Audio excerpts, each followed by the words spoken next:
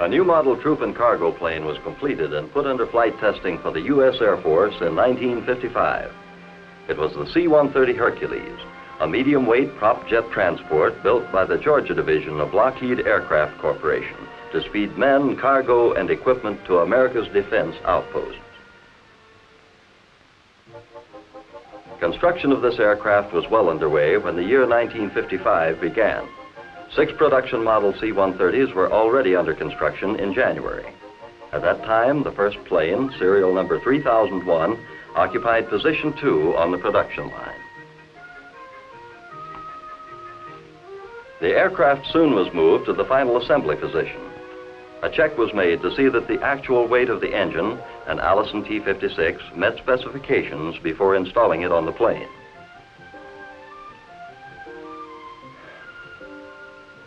In the meantime, Curtiss-Wright propellers were uncrated, reversible blades were fitted into the hubs, and operation of the blade change mechanism was checked.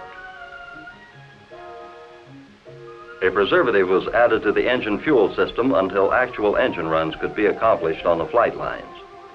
The engines were turned by air-ground power for the pickling process. All engines were installed by mid-February. Before the plane left the production line, installations of personnel seats and equipment were checked and found to be satisfactory. The seats were removed and special first flight test equipment was installed. The first aircraft was then moved to the Engineering Flight Test Department for flutter and vibration tests. By late March, fueling operations and tests had been completed on all engines. High-speed taxi runs were made to check the operation of different systems and equipment preparatory to flight.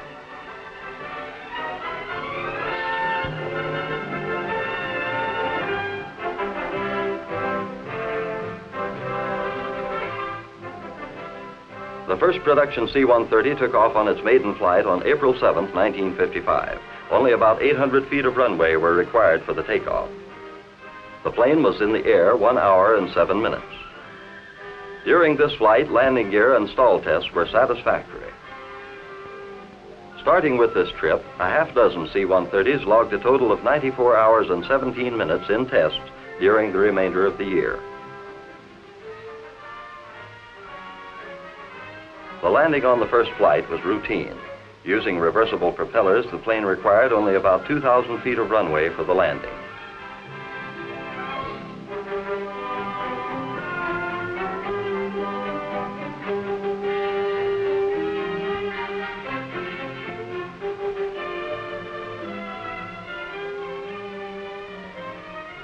On a landing a few days later, however, a fire developed resulting from the failure of a fuel quick disconnect behind engine number 2 firewall. After the aircraft was repaired, more test flights were conducted. While number 3001 went through production, pre-flight, and engineering flight testing, static tests were being performed on airplane number 3002. The second aircraft had been designated as a static test article, a guinea pig for experimental purposes in the C-130 program.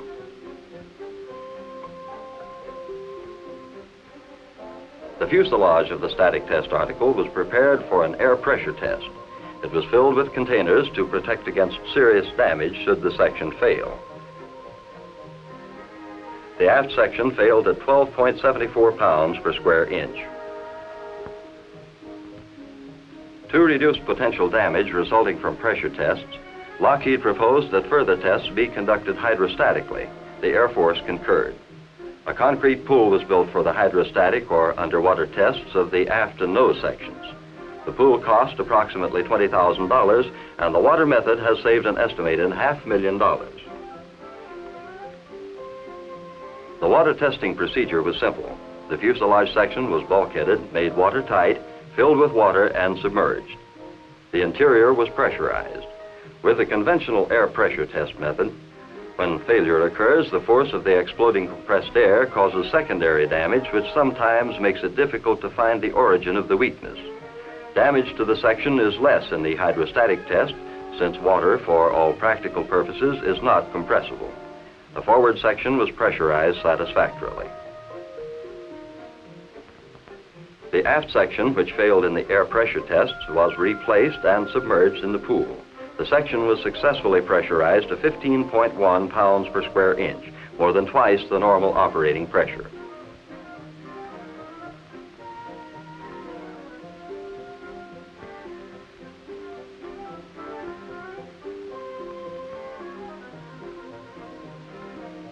Due to the uniformity of the center fuselage section, and as a result of some previous testing at the California Division, it was considered safe to test this section with air. The section was pressurized to the required 15 pounds per square inch. The outer wing flaps were subjected to extensive fatigue tests. As weaknesses were observed, designs were improved until the flaps successfully completed 8,000 cycles. When tests began on wing down bending, it was necessary to use stop-motion photography to speed up the slow bending of the wing. The jumpy movements of the workers were caused by this camera technique. The slowly bending wing withstood ultimate load for 3 minutes without failure in the test for dynamic taxi, a condition critical for the outer wing panel. It also withstood ultimate load during the test on wing down bending and main gear load, a condition critical for the wing and main gear combination. A number of other tests were performed in an effort to improve the design of the C-130. Among these were the lateral gusts on the aft fuselage, including simulated airdrop, that is, with the cargo door open. The J2 door test, the tail-down springback test, and the test on the cam followers on the flaps. When the examinations disclosed any weaknesses, improvements were made until the parts were satisfactory. Separate tests were conducted on many vital parts of the C-130. For instance, the hydraulic reservoir was filled to capacity with fluid and slushed and vibrated simultaneously for 25 hours, simulating the most severe operating conditions. There was no leakage. During the year, special tests were made on a new cargo floor design. The new floor was constructed of extruded stiffeners riveted to a metal skin, which could be used to replace the solid machined stiffened panels in event of need for wartime acceleration of the C-130 program. The rolling test consisted of a rubber tire under a load of 6,500 pounds, rolling back and forth across the floor 2,000 times.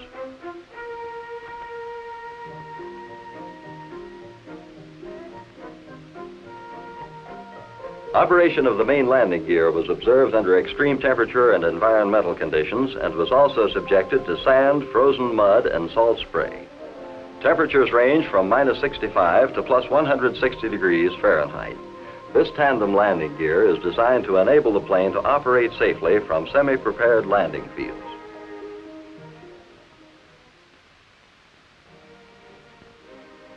While the static test article was undergoing many rigorous qualification tests, other C-130s completed production airplanes were used for flight tests, demonstrations, and briefings for key military personnel. The first show was staged in July. Military personnel, newspaper reporters, photographers, and top television and radio people from all over the nation came to Marietta to see the new air freighter. The demonstration began with an exhibition of the flying characteristics of the Hercules. The turboprop C-130 is the fastest transport plane in production for the U.S. Air Force. It can travel at speeds of more than 370 miles per hour. A fast climbing aircraft, the C-130 can reach an altitude of 2,500 feet in only 60 seconds. A versatile plane, the C-130 can fly with the Stratojets at 40,000 feet altitude on long missions, or it can dip low enough to drop paratroops and supplies to advance military base operations. The reporters, television, and radio men watched the Hercules back up over great distances. The unique ability to travel such distances in reverse makes the plane particularly useful in combat zones where time and space are limiting factors. The steerable nose wheel and the reversible propellers allow the aircraft to park in a very limited area.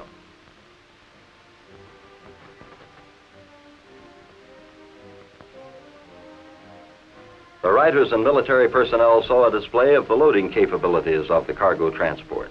Men from the 18th Air Force, Donaldson Air Base, South Carolina, staged the demonstration. A 5,000-gallon jet fuel tanker was driven into the aircraft using the built-in loading ramp which serves as a rear door. This ramp also can be put at truck floor level for straight-in loading. The plane can accommodate 20 tons of heavy equipment.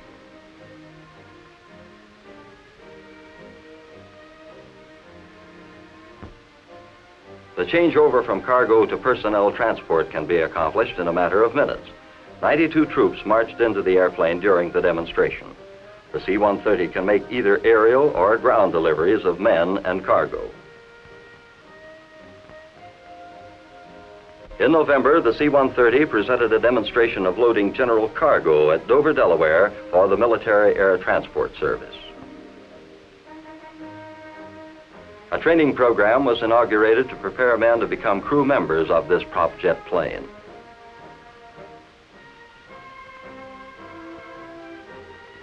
Spare parts shipments to the Air Force commands, which are to receive the C-130s, were ahead of schedule.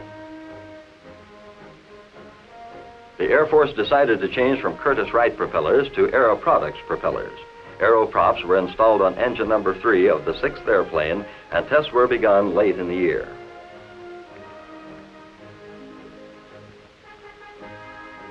The cargo transport is to be used as a supply ship in the Arctic regions. Development design was started on a ski wheel for the C-130. The ski wheels were scheduled to be flight tested late in 1956.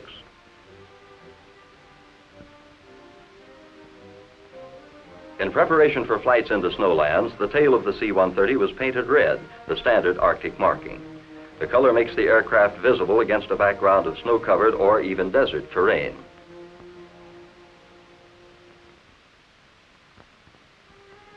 The testing and production programs were on schedule at the end of the year. 12 C-130s had been completed. Some were released to the Air Force for testing. Airplane number 3018 was starting on production line. Climatic, aerial delivery, desert, wind tunnel, and Arctic tests were scheduled for the next year. A highlight of the year came when the Hercules made its first extended flight, flying from Marietta to Philadelphia for the National Air Show. By late 1956, the new versatile cargo transport was scheduled to take its place as an operational unit of the United States Air Force.